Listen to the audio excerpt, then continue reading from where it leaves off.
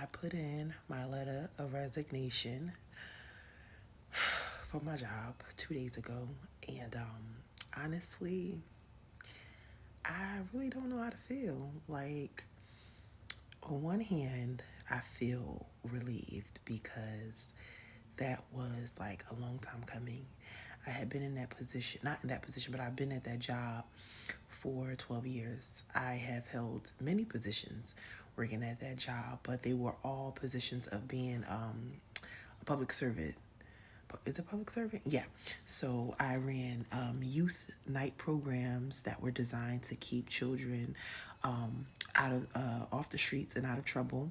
It was a curfew program, so if any child under 18 was picked up by the police because it was past curfew, they would bring them to my program and we would do an intake form and we would call their parents and they'd come get them. But we also had like pizza, sandwiches, and they could just go in the gym and they, pretty much it was designed to keep them out of trouble. And I did that for 2, 3 years. And at the same time, I was a district executive for the Boy Scouts of America. I know.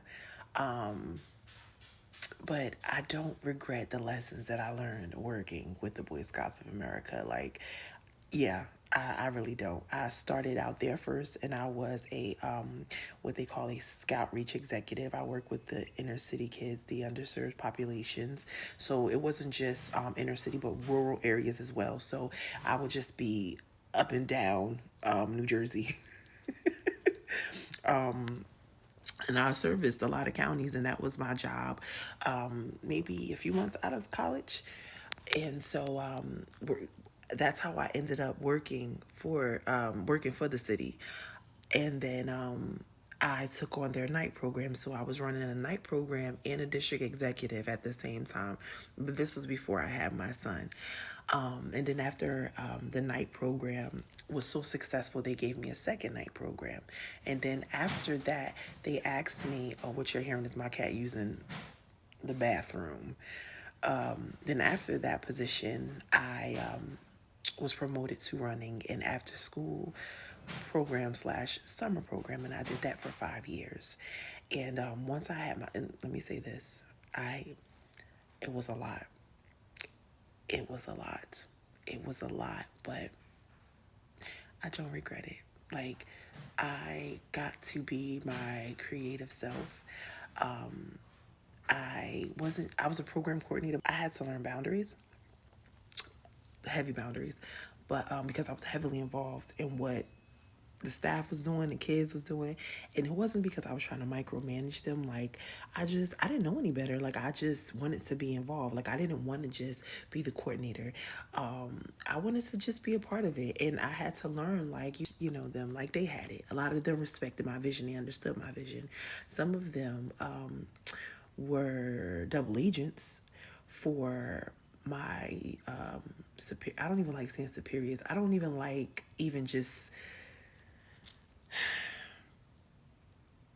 I don't know what word I'm trying to use, but I don't want to put them above me, because that's one of the major reasons why I had to resign from my position, because working under people who felt like they had to like push me down so they can feel better about themselves, which after really sitting with that and like allowing myself to feel whatever emotion that came up, because my little girl showed up a lot because people did that to me since I was a kid, like always trying to humble me.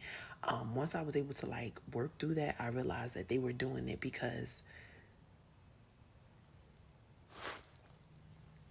maybe you know something. Maybe you do see my greatest potential, and that's why you're doing it, so you can keep me down here.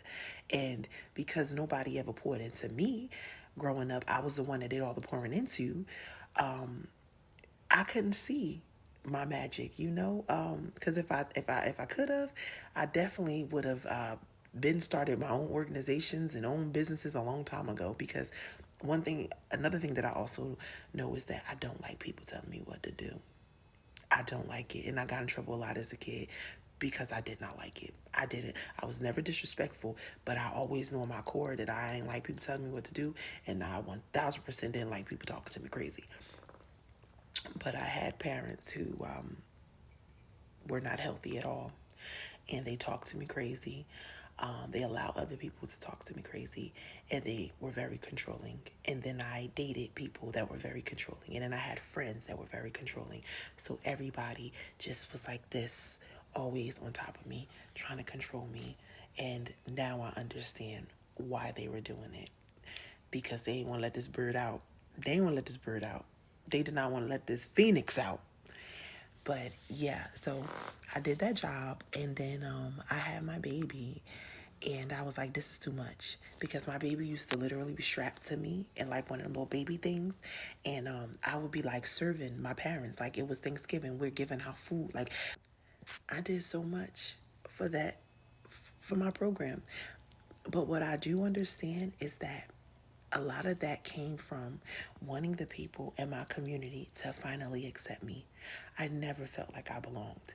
And I come from a big family on both sides that lived in that community for a very long time. And a lot of them had a reputation for like fighting and things like that, and not taking shit from people. And my reputation was like awkward, quiet. I don't like fighting. Like, it was, but I still was a part of that family. And I just wanted them to accept me. I wanted them to see me as a fighter. But I was associating a fighter with physical fighting, not my heart, not my soul, my spirit. Because 2 ayahuasca journeys later, and 10 years of therapy, and a lot of solitude, taught me, oh, no, I should say, helped me remember that I am a warrior spirit, that I am very resilient, and I will fuck you up. I just don't like to act like that. My family put me in this box to think that I was docile, I was a punk. Only thing I was like, I'm here and designed to do, so okay. Only thing I was designed to do in the family was like take care of them, like be their emotional punching bag, because majority of them were emotionally removed. Be their, punching bag. When there was funerals, like whenever somebody transitioned, I was one of the ones that always had to get up to speak. Everybody crying, everybody crying. Now those people that are crying when we at parties and shit, every chance they get trying to humiliate me. My parents, every time we're around people trying to humiliate me, I was always in some type of humiliation ritual with my family. Like, and that's why, and I used to think that, after a while I was like, oh, I'm not a people person, I'm not a people person. It wasn't that. I just can read people energy, and I understand people, and I understand that I was around a lot of people that were hurting. And because my soul, my spirit, my aura gave off, no matter what the fuck I've been through, I still love me. All those people around me didn't love themselves, so they dumped that shit onto me. And that's why I was at a job for 12 years where people thought they could play in my motherfucking face. I spent my entire life, like no exaggeration, I spent my entire life living for everybody else, living out everybody else's dreams. I put in so much work to make everybody else happy.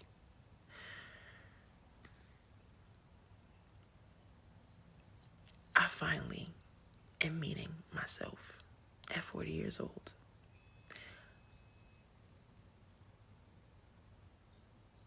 I'm in a healthy relationship. I have a beautiful baby boy.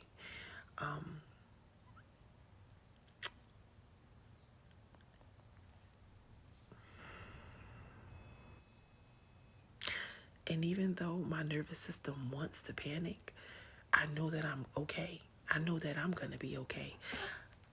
Like, I was always scared. And I always thought I was going to go to hell. Because I was raised in that type of family.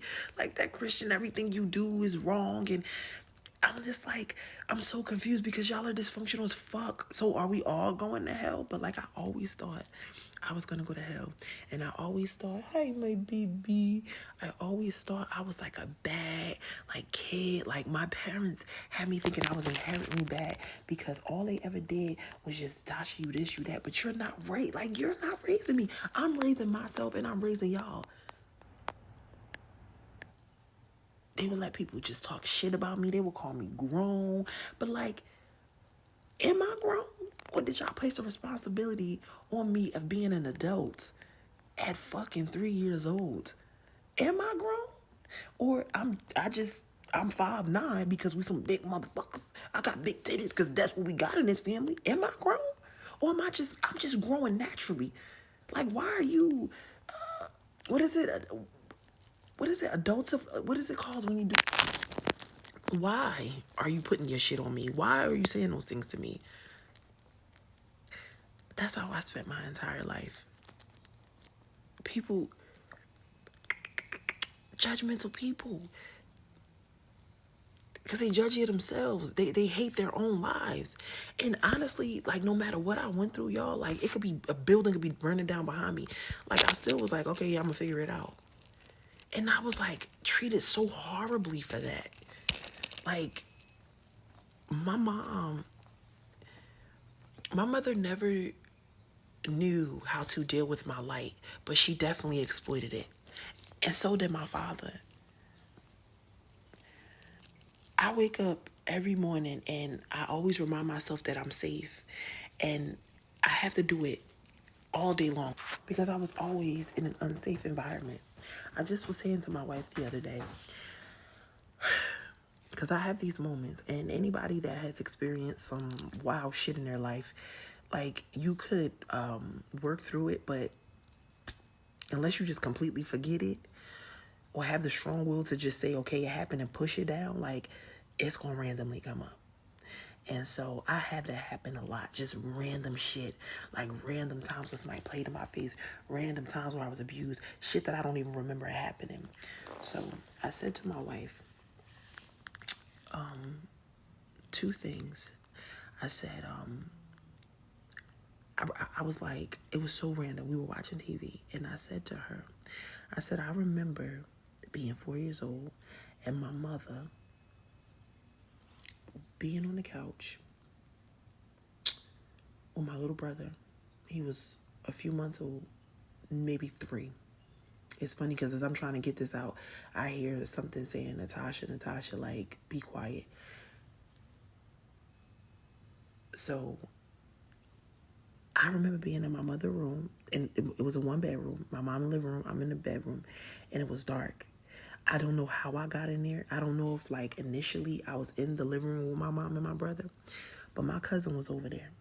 My cousin is, I want to say, 10 years older than me, so that would make my cousin 14 years old at the time. One, why, knowing the history of my cousin and hearing my family talk about that shit years later, I don't even understand why he was, no, I do understand why.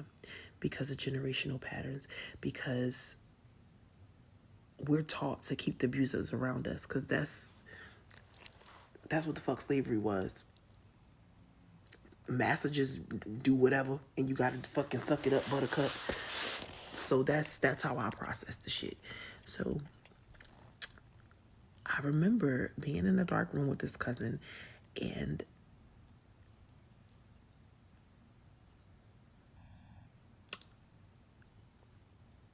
it's a blur, but I just remember that cousin doing things that were really inappropriate.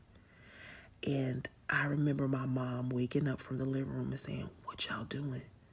But I don't never remember my mom jumping her ass up and coming in that fucking room. And then it goes dark. I was 4 years old. And then there was another time where a grown ass man, I remember a grown ass man when I was maybe 6. I remember a grown ass man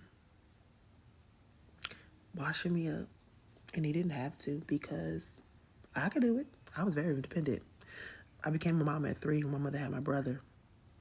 I was very, very capable of washing my own ass, I can assure you. But for many, many years, I remember this grown-ass man cleaning me. I remember feeling grossed out. And then a few days ago, I said to myself, and I said, I feel like more happened. Like, I feel like that grown-ass man did more than just wash me. So I said to my wife, I was like, remember that time I told you that this happened to me when I was 6? I was like, I don't think that person just washed me up. And being home on mental health leave before I decided to resign from my job allowed me to really work through a lot of emotions, spend time with myself, hang out with myself, go places with my wife, tend to my garden, journal, cry, yoga, run, work out. I was able to really have like, in isolation, like for the most part, like really be with myself and start remembering shit. And I was like, yeah, I think that person did more than just wash my body. And it makes so much sense why I've always struggled in interacting with people.